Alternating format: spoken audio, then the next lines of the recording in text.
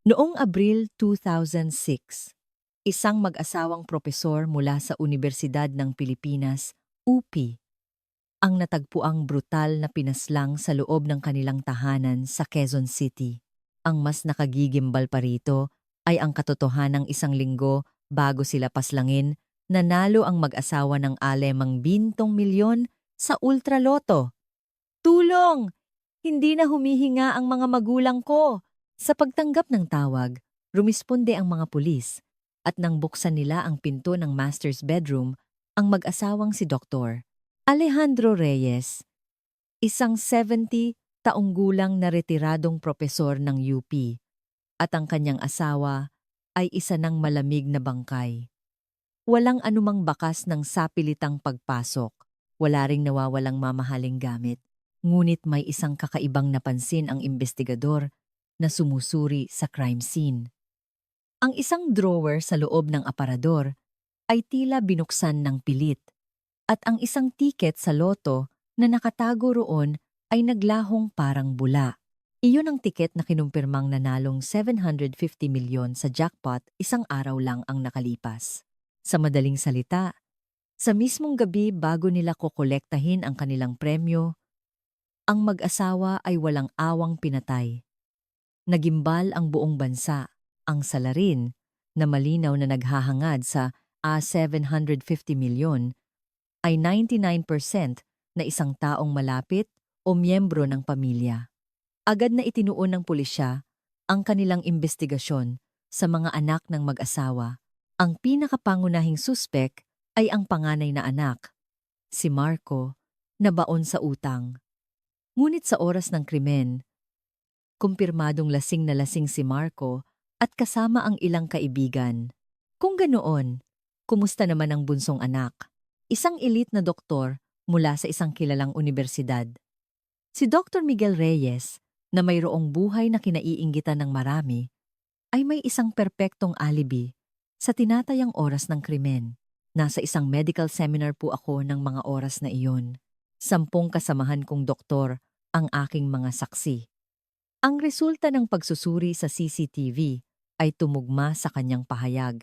Isang karumal-dumal na krimen na ang motibo ay 750 milyon. Ngunit ang salarin ay tila naglaho. Nahulog sa isang malaking misteryo. Ang kaso, nagsimulang magbulungan ang mga tao. May isang taong pumatay sa sariling magulang para sa 750 milyon at ngayon ay nagpaplano ng isang perpektong krimen, ngunit walang ebidensya. Lumipas ang 1 taon, 5 taon, at 2 dekada. Noong Mayo 2026, ang katotohanang nakabaon sa loob ng 20 taon ay biglang sumambulat mula sa isang hindi inaasahang lugar. Sa bodega ng bahay na nakatakda ng i-demolish para sa isang bagong development, isang lumang audio cassette tape ang natagpuan sa loob ng isang sirang stereo set. Sa gitna ng mga garalgal na tunog, malinaw na umalingaw-ngaw ang pag-uusap mula sa gabing iyon. 20 taon na ang nakalipas at isang boses ang narinig na biglang nagpabagsak sa tila perpektong alibi ng anak. Itay, hindi nyo na lang po ba ibibigay sa akin ang perang iyon? Tutal, malapit na rin naman kayong mawala.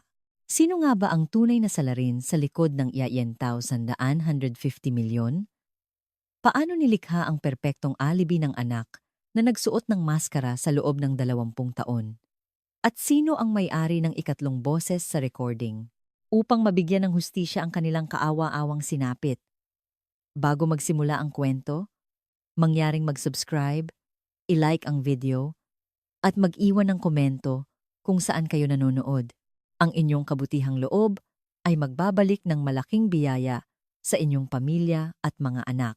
Simulan na natin ang salaysay. Nobyembre, 2 buwan, isang malamig na hapon kung saan hinahampas ng hangin ng tag-ulan ang mga bintana.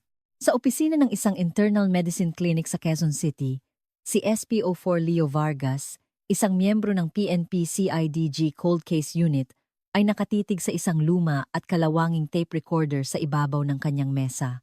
Mula sa speaker, umalingaw-ngaw ang nanginginig na boses ng isang babaeng nasa edad 50. Yung kaso po noong 2006, yung sa mag-asawang propesor sa Loyola Heights. Nakita ko po si Dr. Reyes noon na palihim na kumukuha ng tableta ng Zolpidem sa stockroom ng gamot. Akala ko po noon, para lang sa pasyente niya. Pinindot ni Vargas ang stop button. Ang kanyang tingin ay hindi napunta sa monitor, kundi sa isang naninilaw na folder sa gilid ng kanyang mesa. Ang mga papel nito ay marupok na at kupas na ang kulay dahil sa 20 taong paglipas. Sa unang pahina ng ulat ng investigasyon, nakasulat ang isang maikli ngunit malagim na pangungusap. Mga biktima: Dr. Alejandro Reyes, 75, Elena Reyes, 70. Sanhi ng kamatayan: asphyxiation by strangulation, matapos malagyan ng malaking dosis ng sleeping pills. Kaso, hindi nalutas. Pinagpagan ni Vargas ang alikabok sa folder at nag-isip ng malalim. Ano nga ba talaga ang nangyari sa bahay na iyon? 20 taon na ang nakalipas. Balikan natin ang panahon. Tagsibol ng 2006 sa isang tahimik na subdivision sa Loyola Heights, Quezon City, sa dulo ng isang kalyeng may mga puno ng akasya. Nakaupo sa kanyang study room ang retiradong propesor ng matematika mula sa UP, si Dr. Alejandro Reyes. Bilang isang akademiko na ginugol ang buong buhay sa mga numero, kahit retirado na, ay gawi pa rin niyang umupo sa kanyang desk tuwing 7:00 ng umaga para ayusin ang kanyang mga research paper. Sa kusina sa ibaba, ang kanyang asawang si Elena ay naghahanda ng adobo na ipamimigay sa kanilang mga kapitbahay. Isang ordinaryo at payapang buhay ng mga nakatatanda. Ngunit noong Abril ng taong iyon, isang hindi kapanipaniwalang swerte ang dumating sa mag-asawa. Ang tiket sa loto na regular na binibili ni Dr. Reyes ay nanalo ng jackpot. Ang premyo, 750 milyon. Kahit nakaltasan ng buwis, ito ay aabot pa rin sa mahigit 600 milyon, isang napakalaking halaga. Sinabi ni Dr. Reyes sa kanyang asawa, Elena, ang perang ito ay sobra-sobra para sa atin.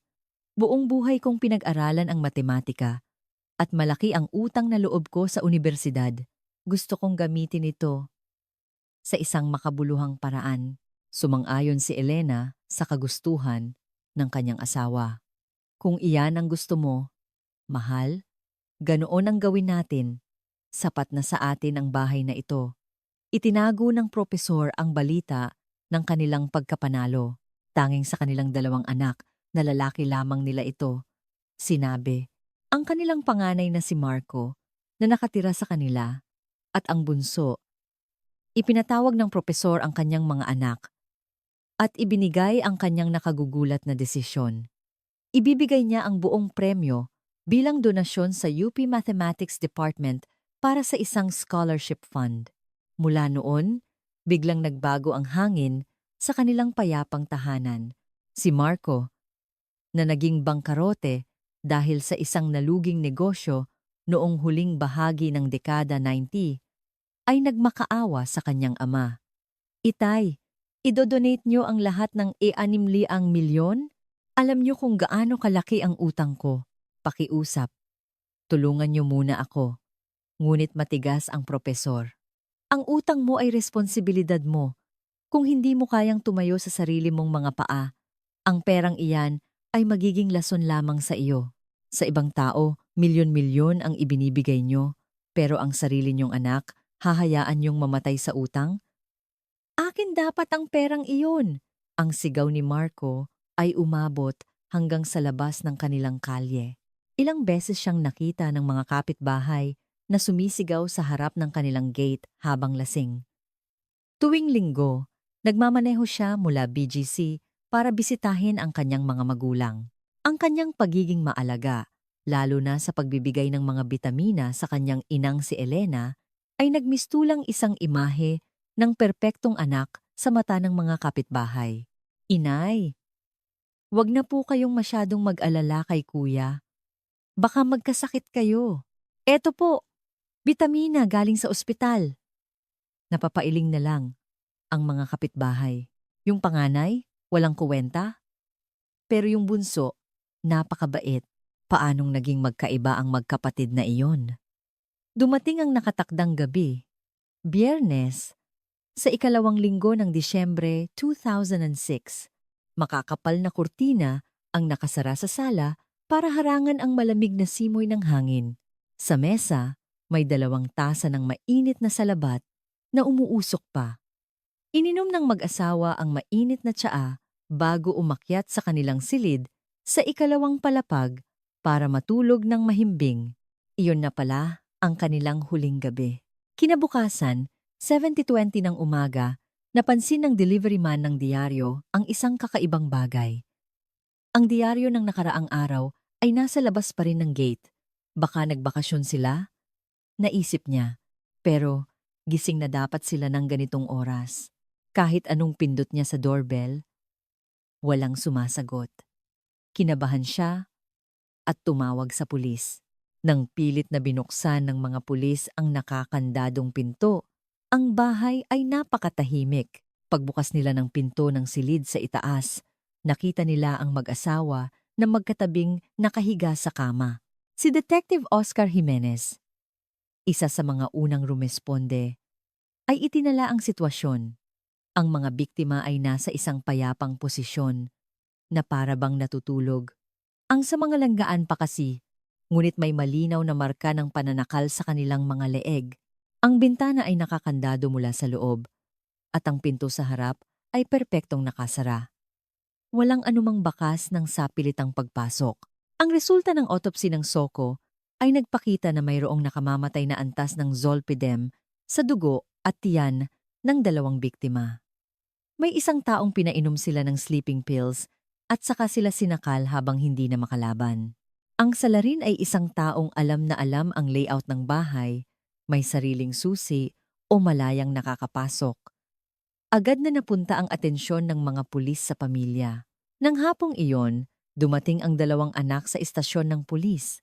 Si Marco ay natagpo ang natutulog sa isang bangko sa labas ng isang sari-sari store, amoy alak. Ano bang ginawa ko? Sinasabi ko sa inyo, uminom lang ako. Samantala, si Miguel ay nagmamadaling dumating matapos marinig ang balita. Lumuhod siya at humagulgol sa harap ng bangkay ng kanyang mga magulang na naging dahilan ng pagkaawa ng mga kapitbahay na nakikiramay. Kawawa naman yung bata. Napakabait pa naman.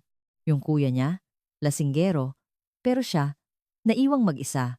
Itinuring ng mga pulis si Marco bilang pangunahing suspek dahil walang sapilitang pagpasok at dahil sa kanyang matinding alitan sa pera sa kanyang mga magulang. Tinitigan ng masama ni Detective Jimenez si Marco sa interrogation room.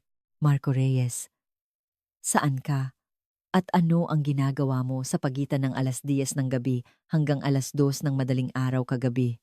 Inisip mo bang kapag namatay ang mga magulang mo, makukuha mo ang mana mula sa loto nang hindi ito mapupunta sa mga pinagkakautangan mo? Lahat ng pahiwatig ay nakaturo sa iisang tao. Isang trahedya na dulot ng isang napakalaking suwerte na 50 milyon. Ngunit ito ay simula pa lamang ng isang misteryong tatagal ng 20 taon. Makalipas ang 2 araw mula nang matagpuan ang mga biktima, linggo ng Disyembre 2006, sa interrogation room ng QCPD, iniharap ni Detective Oscar Jimenez ang panganay na anak, si Marco Reyes. Si Marco, na 2 araw nang hindi naliligo, ay magulo ang buhok at amoy alak. Sa likod ng kanyang kamay, may isang malinaw na pulang gasgas. Hindi ito pinalampas ni Jimenez. Mr. Reyes, saan galing ang sugat na iyan sa kamay mo? Nakuha mo ba iyan nang manlaban ang mga magulang mo habang sinasakal mo sila? Pabalang na sumigaw si Marco habang hinahampas ang mesa. Galing to sa nabasag na bote habang umiinom ako. Ilang beses ko bang sasabihin? Nag-away kami ni Itay dahil sa pera pero hindi ko sila pinatay. Ngumisi si Jimenez at inilapag ang isang makapal na folder ng investigasyon sa mesa. Marco Reyes, may utang kang 4.2 milyon sa mga credit card at 5,006. Araw-araw kang tinatawagan ng mga kolektor. Nang malaman mong idodonate ng ama mo ang alema, an-an asipong milyong-milyon, sigurado akong nagdilim ang paningin mo. Mas importante sa'yo ang pera kaysa sa mga magulang mo. Hindi nga sabi. Noong gabing iyon, nasa sari-sari store lang ako. Uminom hanggang sa makatulog. Tanungin niyo pa ang may-ari. Pare-pareho ang salaysay ni Marco. Sa tinatayang oras ng krimen, mula alas 11 ng gabi hanggang alas 2 ng madaling araw, nasa Aling Nena's sari-sari store daw siya. Agad na ipinatawag ng mga investigador ang may-ari ng tindahan, si Aling Nena. Naku! Yung gabing yun? Huwag niyo nang ipaalala, sabi ng matanda. Dumating si Marco mga alas 10. Bumili ng 3 bote ng emperador, tapos umupo sa bangko, sa tabi ng counter, at nagsalita mag-isa. Pagsapit ng alas 11, ayun, bagsak na sa sahig, humihilik. Hindi po ba siya umalis kahit saglit? Tanong ng pulis. Umalis? Ako pa nga ang gumising sa kanya noong magsasara na ako ng alas 3 ng madaling araw. Nako, may CCTV kami dyan, tingnan nyo na lang. Ang mapagpasyang ebidensya ay ang luma at analog na CCTV na nakakabit sa isang sulok ng tindahan. Sa malabong video, kitang-kita si Marco na pumasok ng 10:07 p.m. at bumagsak sa sahig bago maghating gabi. Hindi siya tumayo mula sa kanyang pwesto hanggang 2:78 a.m. Isang perpektong alibi na imposibleng magawa ang krimen. Napasabunot si Detective Jimenez. Ang pinakapangunahing suspek ay natanggal na sa listahan. Kung gayon, ang natitira na lang ay ang bunsong anak, si Dr. Miguel Reyes. Agad na nagtungo ang mga pulis sa isang malaking ospital sa BGC. Ngunit ang alibi ni Miguel ay tila isang pader na hindi matitibag. Bilang isang resident doctor noon, sinabi niyang naka-duty siya sa ospital ng gabing iyon. Kinumpirma ng duty schedule na nakapaskil sa ospital ang kanyang pangalan at sa logbook ng on-call room, nakasulat, pumasok, 6 p.m., lumabas, 8 a.m. kinabukasan. Ito po ba? Siya mismo ang nagsulat? Tanong ni Jimenez sa isang hospital staff. Posible bang may ibang nagsulat para sa kanya o binago ito kalaunan? Sagot ng staff. Ang mga doktor po mismo ang nagsusulat diyan. Si Dr. Reyes po. Napaka-meticulous, kaya sigurado pong tama iyan. Narinig ko pong natulog lang siya sa on-call room buong gabi kasi wala namang emergency. Noong 2006, karaniwan pa ang sulat kamay ng mga logbook sa halip ng mga electronic system. Ang butas na ito, kasama ng tiwala na ibinibigay sa isang propesyonal tulad ng doktor, ay naging dahilan upang tanggapin ng mga pulis ang alibi ni Miguel bilang katotohanan. Walang bakas ng sapilitang pagpasok sa bahay. Sa mga tasa ng salabat, tanging mga fingerprint ng mga biktima ang nakuha, hindi kay Marco o kay Miguel. Isang malaking palaisipan, malinaw na isang miyembro ng pamilya na may susi ang salarin. Ngunit ang isa ay nakakulong sa isang CCTV video habang ang isa ay may record na nasa ospital. Muling sinuri ni Jimenez ang mga unang ulat at napansin ang log ng CCTV sa gate ng subdivision. May 6 na sasakyang pumasok at lumabas ng gabing iyon. Sinuri niyo ba ang mga may-ari ng mga sasakyang ito? Tanong niya sa isang bagitong pulis. Kinamot ng pulis ang kanyang ulo. Hindi po, sir. Si Marco po. Wala namang kotse at suspendido ang lisensya. At dahil walang force entry, inakala po naming mga sasakyan lang iyan ng mga residente. Minarkahan lang po namin bilang reference material. Sa bagay, imposibleng magmaneho si Marco. At sa gayon, ang malabong larawan ng 6 na sasakyan ay inilagay sa kailaliman ng folder ng kaso na may tatak na reference material. Hindi na isakdal ng pulisya sina Marco at Miguel, ngunit iba ang hatol ng korte ng publiko. 1 buwan matapos ang krimen, sa Ang 49 na araw ng pagkamatay ng mag-asawa, isang misa ang idinaos. Si Miguel, na nakasuot ng itim na barong, ay kinakamayan ang bawat bisita. Maraming salamat po sa pagdating nyo. Sigurado pong nagpapasalamat din ang mga magulang ko mula sa langit.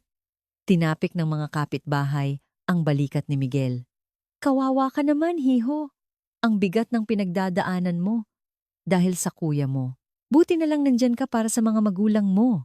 Samantala, si Marco ay nakatayo sa isang sulok, nakasandal sa isang haligi. Walang kumakausap sa kanya, ni tumitingin man lang. Nagbubulungan ang mga tao. Hindi lang makahanap ng ebidensya ang mga pulis, pero alam naman nating lahat kung sino pumatay ng magulang para sa pera. Oo nga, yung CCTV ang nagligtas sa kanya. Tingnan mo yung mukha, napakakapal. Kinagat ni Marco ang kanyang labi at tumitig sa sahig. Bagamat absuelto sa mata ng batas, sa mata ng lipunan, ang kaso ay opisyal na isinara bilang isang cold case. Sa araw na tinanggal ang case board mula sa pader ng istasyon, isinulat ni Detective Jimenez ang kanyang huling ulat. Suspek, Marco Reyes. Malinaw na motibo, ngunit may kumpirmadong alibi. Suspek, Miguel Reyes. Kumpirmadong alibi, hindi malinaw ang motibo. Isinasara ang investigasyon dahil sa kakulangan ng ebidensya. Napabuntong hininga si Jimenez habang isinasara ang folder. Hindi niya maalis ang pakiramdam na mayroon silang napalampas. Ang salarin ay nasa loob lang. Mayroon tayong hindi nakita, ngunit aabutin pa ng 20 taon bago malaman ang katotohanan. Ang katotohanang natutulog sa loob ng isang folder ay naghihintay na lamang na may muling gumising dito. Noong tagsibol ng 2007, matapos maklasify ang kaso bilang cold case. Isang hindi nakikitang korte ang itinayo sa mga kalye ng Loyola Heights. Ang mga hukom ay ang mga matatanda sa komunidad, ang hurado ay ang mga residente, at ang akusado ay palaging si Marco Reyes. Kahit na itinigil ng pulisya ang investigasyon dahil sa kakulangan ng ebidensya, ang opinyon ng publiko ay nagtakda na sa kanya bilang isang parricide. Sa tuwing lalabas si Marco para bumili sa tindahan, ang mga nagkumpulang residente ay biglang tumatahimik at umiiwas ng tingin. Wala lang talagang mahanap na ebidensya ang mga pulis, pero hindi ibig sabihin na hindi niya ginawa. Bulong ng isang kapitbahay sa iba. Malamang. Umarte lang siyang lasing noong gabing iyon. Tama. Madali lang dayain ang CCTV. Kapag pera na ang pinag-uusapan, kahit magulang, hindi na nakikilala, isang araw, may nakitang pulang graffiti sa pader ng bahay ni Marco. Salarin. Umalis ka. Kahit ilang beses burahin, palagi itong bumabalik. Dahil hindi nahuli ang salarin, ang proseso ng mana ay natuloy. Ang natirang 600 milyon mula sa loto at ang bahay, matapos kaltasan ng buwis, ay nagkakahalaga ng humigit kumulang 6 milyon. Ang magkapatid ay naghati ng pantay-pantay. Tig, ay nadaan 330 milyon bawat isa. Ginamit ni Marco ang pera para bayaran ang kanyang 4.2 milyon na utang. Tumigil ang mga tawag mula sa mga kolektor, ngunit hindi bumuti ang kanyang buhay. Ang mga masamang gawin noong siya ay bangkarote ay hindi nawala, at dahil sa bigat ng mga tingin na nagsasabing ginagastos niya ang perang galing sa pagpatay sa kanyang mga magulang, lalo siyang nalugmok sa pag-inom sa loob ng kanyang silid. Sa kabilang banda, kabaligtaran ang ginawa ni Miguel. Ginamit niya ang kanyang 330 milyon, dinagdagan ng sariling ipon, at nagbukas ng Reyes Family Clinic sa Tomas Morato. Sa unang araw pa lang, gumawa na siya ng isang kahanga-hangang hakbang. Nag-alok siya ng libreng medical check-up sa lahat ng senior citizens sa lugar. Lolo, Lola, may masakit po ba sa inyo? Huwag po kayong mag-alala sa bayad. Kahit kailan po kayo pwedeng pumunta. Sa loob ng kanyang klinika, Hawak-hawak ni Miguel ang kamay ng kanyang mga pasyente habang nakangiti. Nakipag-ugnayan din siya sa lokal na pamahalaan para sa isang home visit service para sa mga matatandang mag-isa na naging dahilan upang mailathala siya sa isang lokal na pahayagan. Mabuting doktor, ipinagpapatuloy ang pamana ng mga yumaong magulang. Sa isang panayam, sinabi niya, ang pinakamalaking pamana sa akin ng aking mga magulang ay hindi pera, kundi ang aral na alagaan ang kapwa. Sinusunod ko lang po ang kanilang habilin. Pinalakpakan siya ng mga tao nang tumanggap siya ng parangal bilang isang huwarang doktor. Para sa mga taga Quezon City, si Miguel ay isang bayaning bumangon mula sa trahedya, habang si Marco ang sanhi ng trahedyang iyon. Samantala, kahit binuwag na ang team ng investigasyon, si Detective Oscar Jimenez ay hindi binitiwan ang kaso. Personal niyang kinopya ang mga dokumento at itinago sa kanyang bahay. Ang kanyang mga hindi masagot na tanong ay nanatiling nakasulat sa isang maliit na kwaderno. Marco, may motibo at oportunidad, ngunit may matibay na alibi. Miguel, may alibi, ngunit bilang doktor, madaling makakuha ng sleeping pills. Subdivision CCTV, 6 na sasakyan, hindi nasuri lahat. Palaging napapako ang tingin ni Jimenez sa huling pangungusap. Ang mga sasakyang binaliwala nila dahil wala namang kotse si Marco at walang sapilitang pagpasok. Paano kung isa sa mga sasakyang iyon ay may hawak ng susi? Ngunit sarado na ang kaso. At noong 2008, inilipat na siya sa ibang presinto. Lumipas ang panahon. Pagsapit ng 2010s, nagbago na rin ang itsura ng Loyola Heights.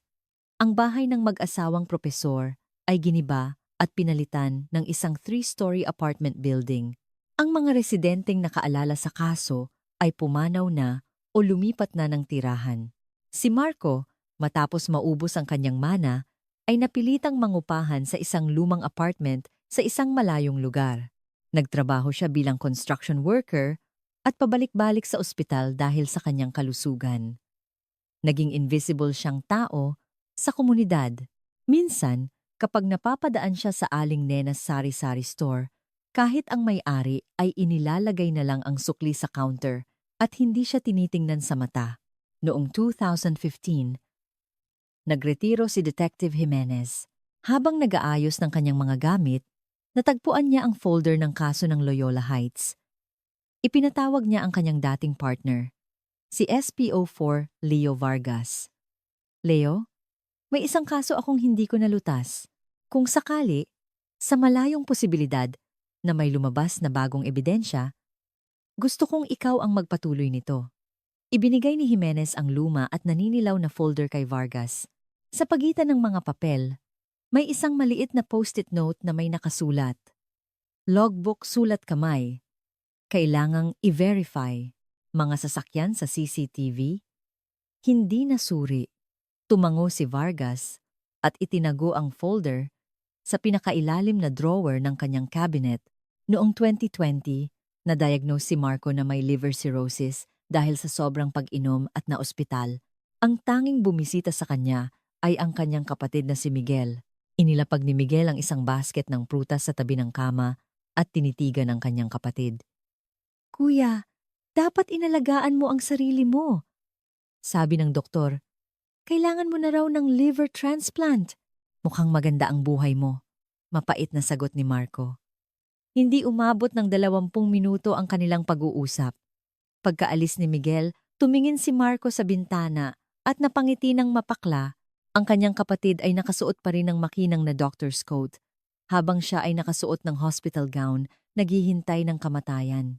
Hanggang sa unang bahagi ng 2026, ang kaso ay nanatiling isang perpektong cold case, isang multo na umiiral lamang sa isang maalikabok na folder sa bodega ng PNP, sa kabinet ng isang retiradong pulis, at sa mga naglalahong alaala ng Loyola Heights.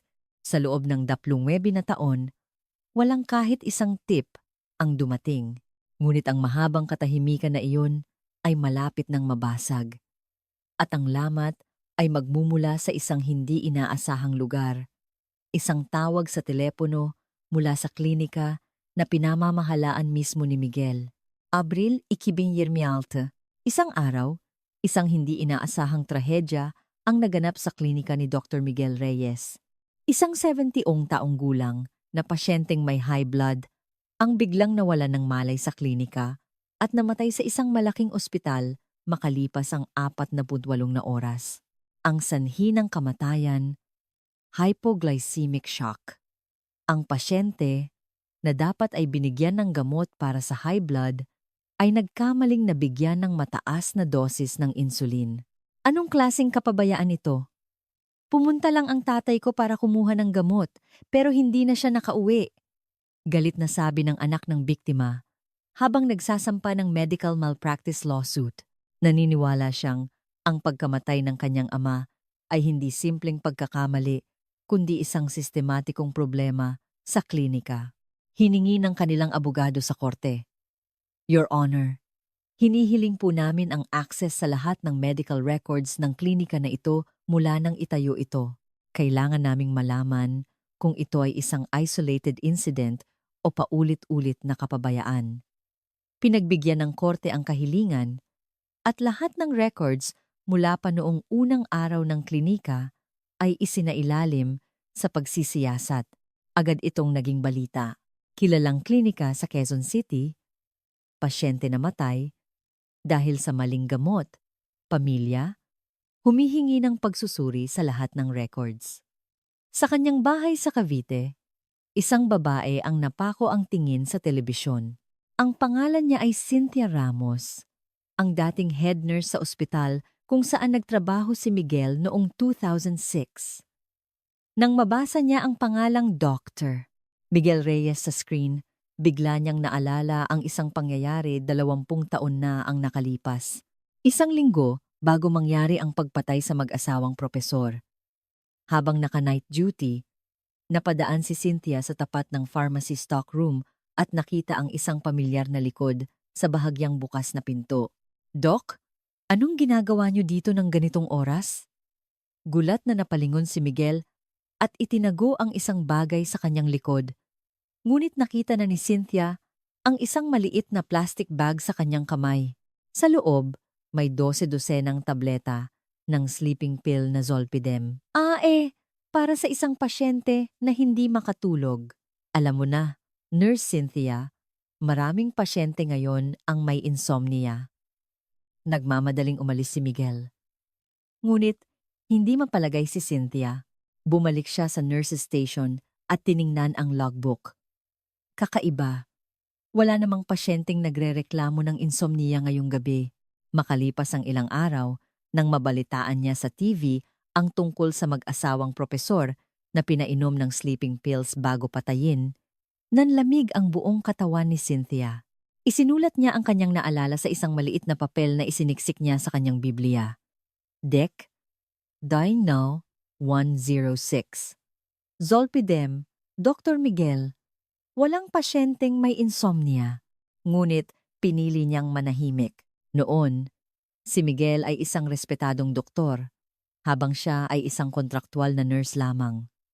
Natakot siya sa posibleng mangyari kung isusuplong niya ang isang doktor nang walang matibay na ebidensya.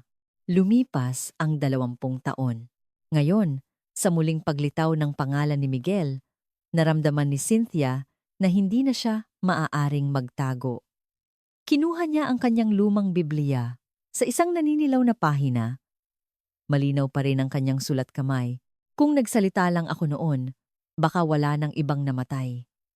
Noong huling Lunes ng Mayo 2026, nanginginig na kinuha ni Cynthia ang telepono. Ang boses sa kabilang linya ay si SPO4 Leo Vargas ng PNP CIDG Cold Case Unit. PNP CIDG Cold Case Unit, good morning. Hello po, tumatawag po ako tungkol sa kaso ng mag-asawang propesor sa Loyola Heights noong 2006. Mayroon po yata akong alam na importante tungkol doon. Sa loob ng 15 minuto, ikinuwento ni Cynthia ang lahat. Ang nakita niya sa stock room, ang Zolpidem, at ang tila kasinungalingang dahilan ni Miguel. Pagkababa ng telepono, kinuha ni Vargas ang folder na iniwan ni Detective Jimenez. Nahulog ang kanyang tingin sa post-it note. Miguel, bilang doktor, madaling makakuha ng sleeping pills. Logbook, sulat kamay. Ang mga tanong ng dati niyang partner at ang testimonya ng nurse ay perpektong nagtugma. Agad na gumawa ng ulat si Vargas. Sir, mayroon tayong crucial na tip para sa kaso sa Loyola Heights noong 2006. Kailangan nating muling imbestigahan si Miguel Reyes, ang bunsong anak na naalis sa listahan ng mga suspek noon. Sandaling tumahimik ang kanyang hepe. Ang Statute of Limitations? Naalis na po ang Statute of Limitations para sa heinous crimes tulad ng murder. Pwede pa siyang kasuhan. Sige, gawin ninyo ng palihim. Baka magtapo ng ebidensya si Miguel kapag nalaman niya. Simulan niyo muna bilang isang internal inquiry. Samantala, abala si Miguel sa kasong medical malpractice. Sinusubukan niyang makipag-areglo sa pamilya ng biktima. Sir, matigas po ang abogado nila. Gusto talaga nilang suriin ang lahat ng records, sabi ng kanyang abogado. Taasan niyo ang alok. Kailangan nating pigilan iyan. Hindi mapakaling sabi ni Miguel. Ngunit hindi lang ang kasong iyon ang dapat niyang ikabahala. Ang orasan ng katotohanan na huminto 20 taon na ang nakalipas ay nagsimula ng umandar muli. Isinulat ni Vargas ang mga kailangan nilang unang makuha. Pharmacy records at Zolpidem inventory log ng ospital noong Disyembre 2006. Muling pagsusuri sa mga larawan ng sasakyan mula sa subdivision CCTV na nasa lumang file. Binilugan ni Vargas ang pangalawang item. Ang malabong itim at puting larawan ng isang pilak na sedan. Sino kaya ang may-ari ng sasakyang iyon? Oras na para magsalita ang datos mula sa nakaraan, Hunyo 2026. Sa opisina ng PNP CIDG Cold Case Unit, kinuha ni SPO4 Leo Vargas ang maalikabok na folder ng kaso mula sa bodega. Binuklat niya ito at nakita ang mga na-print na larawan mula sa CCTV ng subdivision noong 2006. 6 na malabong larawan sa itim at puti. Noon, dahil walang sapilitang pagpasok, hindi na ito pinansin at hindi na sinuri kung sino ang mga may-ari. Itinuro ni Vargas ang ika-4 na larawan, isang pilak na sedan na medyo malinaw ang plaka. Pakidala ito sa digital forensics. Kailangan kong malaman ang kahit 4 na numero lang ng plaka. Ilang oras ang lumipas, lumabas ang resulta sa monitor. Ang mga malabong numero ay naging malinaw. Agad na ipinasok ni Vargas ang numero sa database ng LTO para sa mga sasakyang nakarehistro noong 2006. Napalaki ang kanyang mga mata sa pangalang lumabas. Sasakyan, Silver Toyota Vios. May-ari, Miguel A. Reyes. Nanlamig ang buong katawan ni Vargas. Bakit ngayon lang ito lumabas? Ayon sa log ng CCTV, ang sasakyan ay pumasok sa subdivision ng 8:2025 p.m. noong Biyernes na iyon at lumabas ng 12:2000 a.m. Ito mismo ang mga oras na sinabi ni Miguel na nasa on-call room siya sa ospital. Ang kanyang alibi ay gumuho sa isang iglap. Agad siyang nag-report sa kanyang hepe. Sir, nahanap na natin. Nasa crime scene si Miguel noong gabing iyon. Kasinungalingan ang lahat. Hindi na ito inquiry. Opisyal na investigasyon na ito. Kumuha ka ng search warrant. Kinabukasan, kasama ang isang digital forensic expert, sinalakay nila ang ospital sa BGC. Ang target, pharmacy records, mula 2006. Sir, nag-upgrade po kami ng system noong 2009. Malamang na-dispose na po ang mga lumang data, sabi ng IT head. Tingnan natin ang server room. Kung hindi pa nadurog ang mga hard drive, baka ma-recover pa. Sa maalikabok na basement, sa gitna ng mga lumang equipment, natagpuan ng expert ang 2 lumang server. Bingo! Ito yung mga modelong ginagamit noong early 2000s. Nang makonekta nila ito at ma-extract ang backup, lumitaw sa screen ang isang lumang DOS-based program. In-type nila ang Zolpidem at itinakda ang petsa sa Disyembre 2006. Heto na, Disyembre 4, may record ng pagbawas sa stock ng Zolpidem. Sa record, nabawasan ng 30 tableta ang imbentaryo. Ngunit ang pangalan ng pasyenteng pinagbigyan ay blanco o pangalan ng isang pasyenteng matagal nang nakadischarge. Isang malinaw na bakas ng pamemeke para pagtakpan ang pagnanakaw. Anong login ID ang ginamit? LJM Reyes. Account po ni Dr. Miguel Reyes. Ang oras ng entry? 11:23 p.m. Kinuyom ni Vargas ang kanyang kamao. Ang ebidensya ng pagnanakaw ng gamot at ang record ng kanyang sasakyan sa crime scene. Ngunit hindi pa siya tapos. Hinanap niya ang mga lumang security tapes ng ospital. Ayon sa log, disposed na lahat. Ngunit napansin niyang hindi tugma ang bilang ng biniling tape sa bilang ng mga itinapon. May kulang na 40 na tape. Nasaan ang mga iyon? Narinig ko po, noong naglinis kami ng bodega, itinambak lang sa isang sulok ang iba, sabi ng isang staff. Sa isang tuyong bodega sa basement, pagkatapos ng isang oras na paghahalungkat. Nakasulat sa labas. 2006 Second Half Security CCTV Originals. Pagbukas niya, may 12 VHS tapes na nakabalot pa sa plastic. Nahanap din kita. Baka nakuhanan pa ang mukha ng demonyo. Kung ang mga tape na ito ay naglalaman ng imahe ng isang batang doktor, Miguel na pumapasok sa pharmacy stockroom, ito na ang huling patibong na hindi niya matatakasan. 4 na ngayon ang hawak na ebidensya ng team. Ang testimonya ng nurse, ang pinekeng pharmacy log, ang larawan ng kanyang sasakyan sa crime scene, at ang 12 VHS tapes na maaaring maging Pandora's box. Ang larawan ng sasakyan ang pinakamatibay na ebidensya na sumisira sa kanyang alibi. Ang maskara ng isang perpektong anak at doktor ay unti-unti nang natatanggal habang paalis sa ospital, naisip ni Vargas. Maghintay ka, Miguel Reyes. Ipapakita ko sa iyo kung paano guguho ang perpekto mong alibi. Agosto, Dola Ban 16. Sa Digital Forensic Lab ng PNP, pinaghirapan ng mga eksperto na i-restore ang 12 VHS tapes dahil sa 20 taon. 7 sa mga ito ay puro snow na lang ang ipinapakita. Ngunit dahil sa magandang kondisyon ng bodega, 5 sa mga tape ay mayroon pang signal. Sir, tingnan nyo. May petsa. Disyembre 4, 2006. Isang linggo bago ang krimen, sabi ng expert. Malinaw ba ang mukha? Tanong ni Vargas. Malabo po. Parang multo. Pero kung gagamitan natin ng AI enhancement, makukuha natin ang hugis ng katawan at mukha. Pagkatapos ng 3 araw, lumitaw ang multo sa screen. 11:15 p.m. sa hallway ng pharmacy. Isang lalaking naka-doctor's coat ang pumasok sa stock room. Pagkalipas ng 3 minuto, lumabas siyang may dalang isang maliit na bag. Hindi po natin masasabi sa korte na 100% si Miguel Reyes iyan.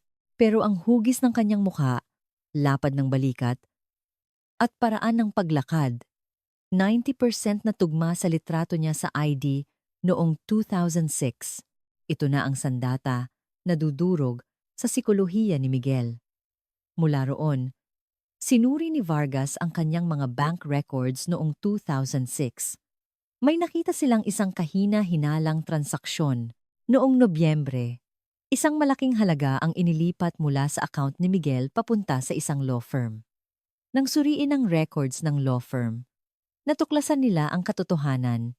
Setyembre 2006.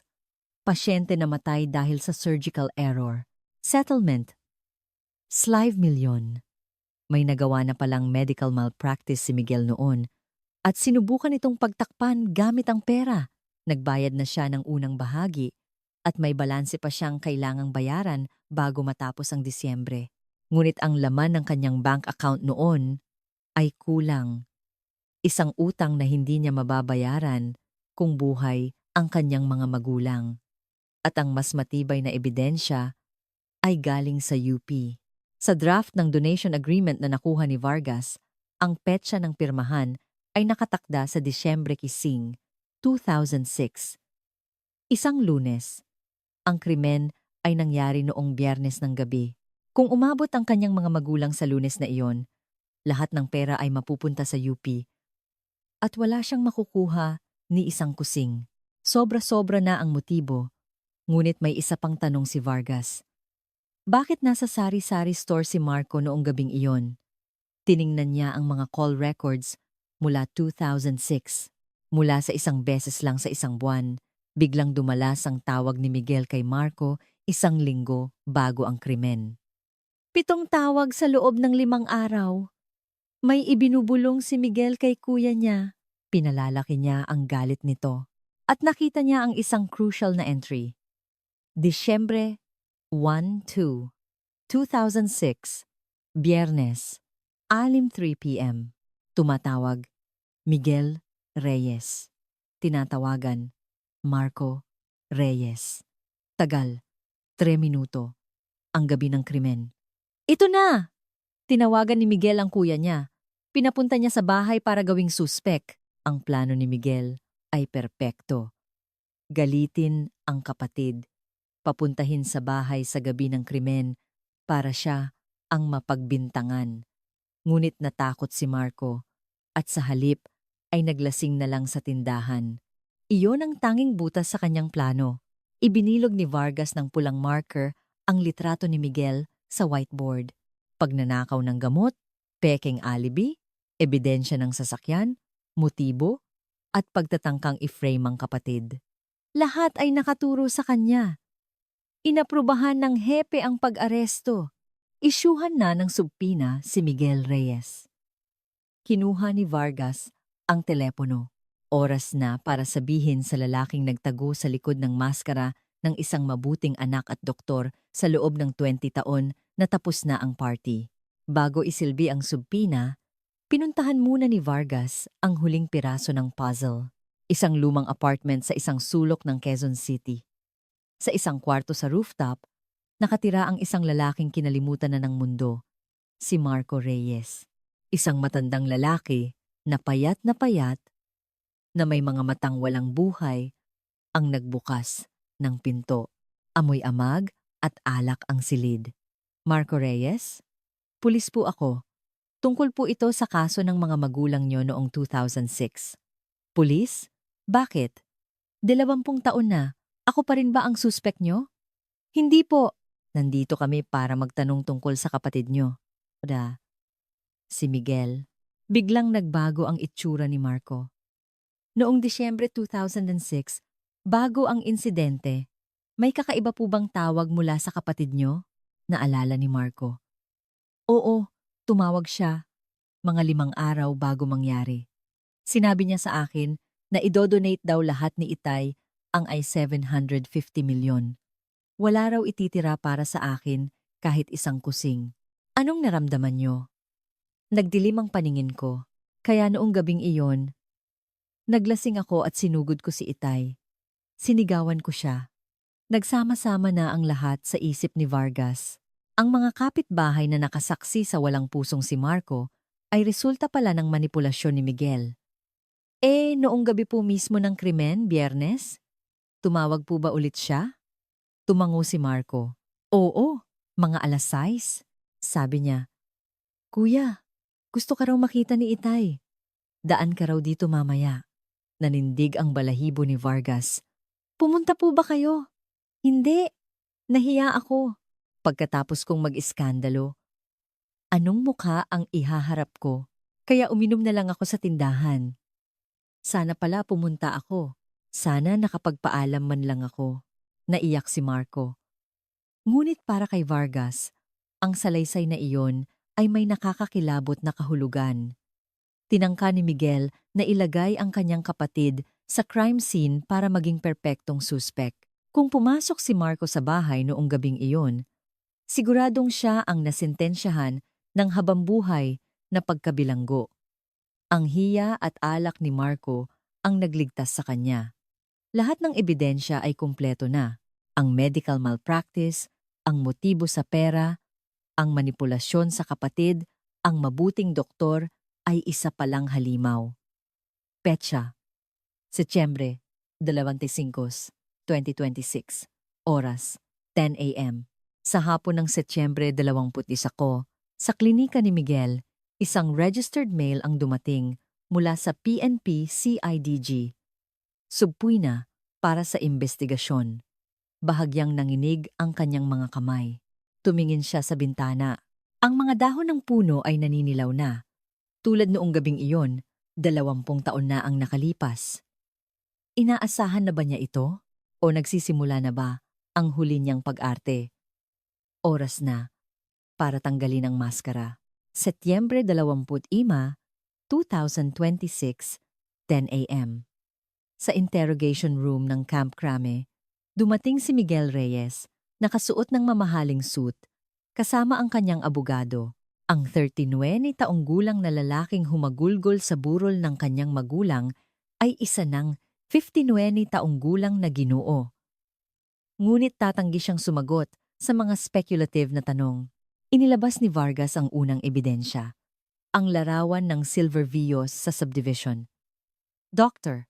Reyes, kung nasa ospital ka noong gabing iyon, paano mo maipapaliwanag kung bakit ang kotse mo ay nasa subdivision ng mga magulang mo? Malabong larawan iyan, Detective. Libo-libo ang Silver Vios sa Maynila, sagot ng abogado. Inilabas ni Vargas ang pangalawang ebidensya, ang pharmacy log. Ang ID mo ang ginamit para mag-log ng pekeng reseta at magnakaw ng Zolpidem.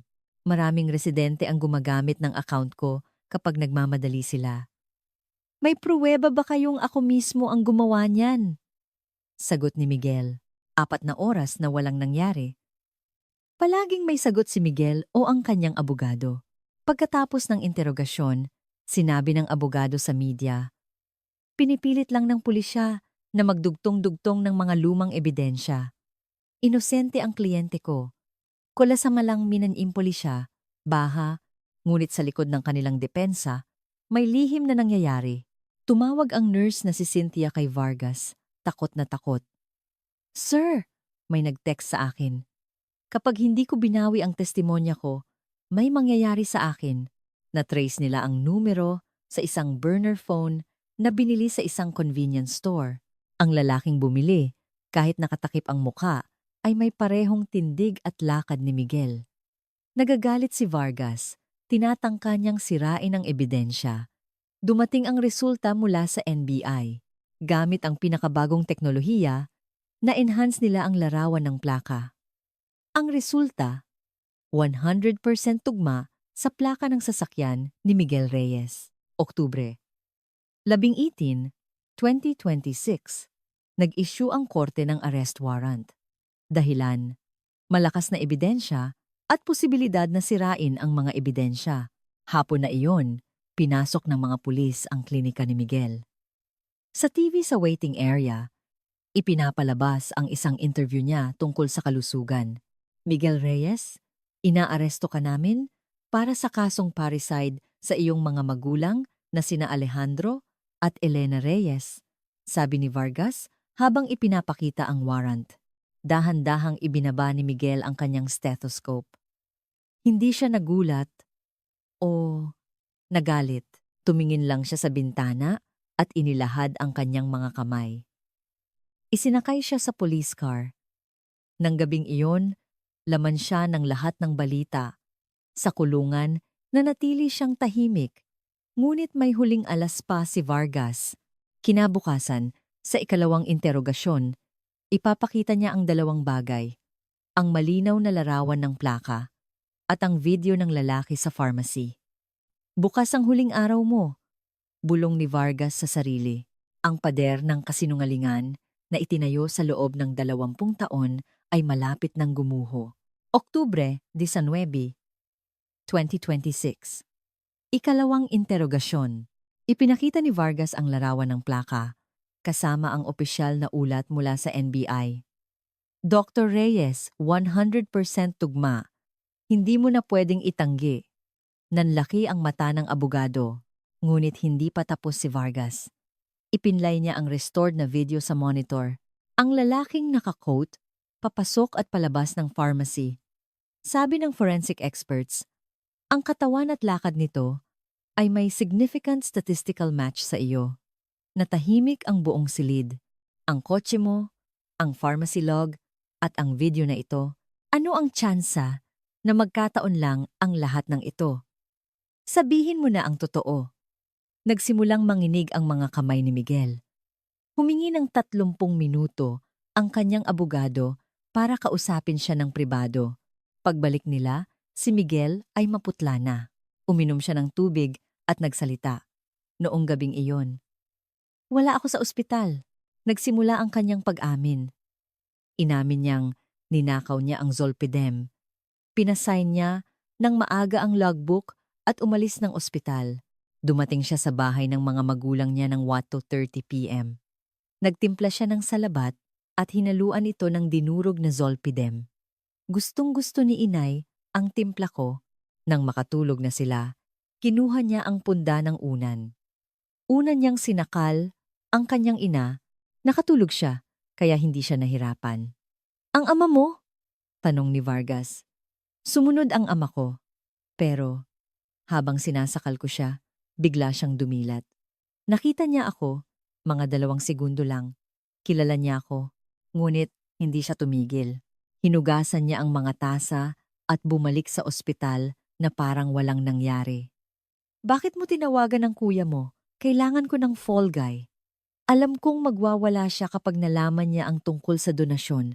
Plano kong papuntahin siya sa bahay para siya ang mapagbintangan. Siya sana ang makakakita sa mga bangkay. Ngunit hindi pumunta si Marco. Bakit mo ginawa? Tanong ni Vargas. Kailangan ko ng pera. Yung settlement sa medical malpractice. At mawawala ang mana kapag napirmahan na ang donation. Iyon ang halaga ng buhay ng kanyang mga magulang. Sa loob ng 20 taon, ginamit niya ang mana para magtayo ng buhay bilang isang mabuting doktor. Alam mo ba kung paano nagdusa ang kuya mo sa loob ng 20 taon? Na inaakusahan bilang salarin? Hindi sumagot si Miguel. Iyon na ang sagot. Matapos ang pag-amin, inilipat siya sa kulungan. Ang maskara ng isang mabuting anak ay tuluyan ng nabasag, Marso 2027. Sa korte, ipinakita ng piskal ang lahat ng ebidensya.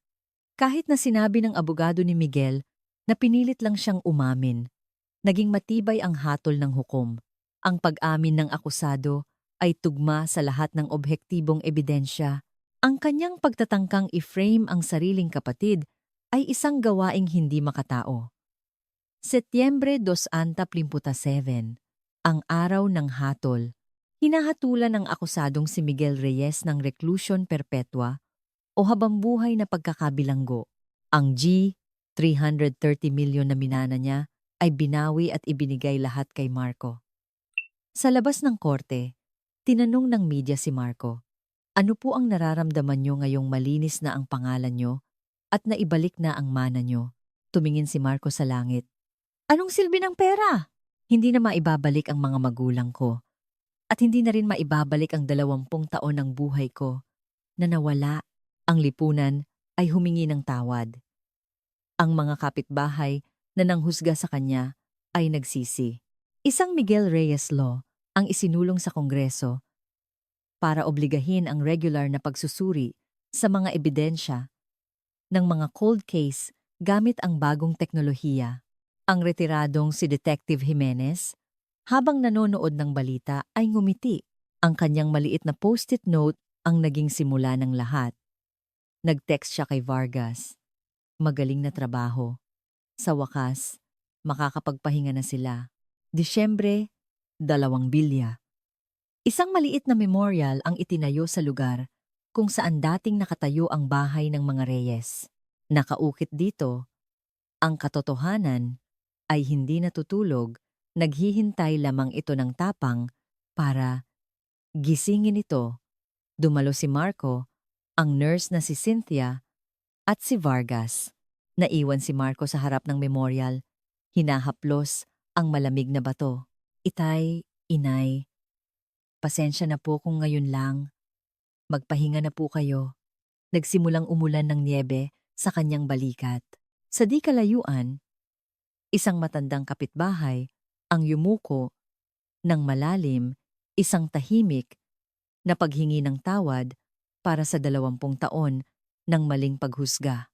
Ang oras na huminto sa Loyola Heights noong 2006 ay nagsimula ng umandar muli. Inabot ng 20 taon bago nahanap ng katotohanan ang kanyang lugar. Ang perpektong alibi ng doktor ay hindi lang dahil sa kanyang matalinong plano, kundi dahil na rin sa ating sariling mapanghusgang pag-iisip na ang isang mahirap at lasinggerong kapatid ay laging may sala. Ang 20 taon na nawala ay nag-iwan ng isang malaking tanong sa ating lipunan. Habang isinasara natin ang talaang ito, alalahanin natin na hindi lahat ng nakikita ay totoo at ang katotohanan, gaano man katagal, ay hindi kailanman lulubog. Kung nakinig kayo hanggang sa dulo, mag-iwan ng isang komento ng pakikiramay para sa mag-asawang propesor. Ang kabutihang ipinapakita sa kapwa ay siguradong magbabalik ng libu-libong biyaya sa inyo at sa inyong mga anak. Maraming salamat sa pakikinig.